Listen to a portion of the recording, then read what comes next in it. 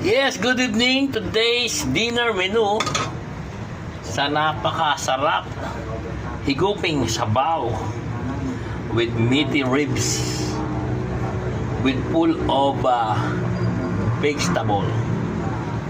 Yan. Welcome back to the Great Joy Space kung saan napakasarap na pagkain at ulam ang number 1 sa page na to. Ngayong tagulan, siyempre, walang ibang dapat ulamin ay masarap na mainit na sabaw. Nangangasim na ako. Sinigang na ribs ng pork. Yan. With kangkong, okra, and talong. And gabi. Yan. Sarap. Ingat po kayo sa inyong mga lugar, lalo na sa mga nabaan. Keep safe po.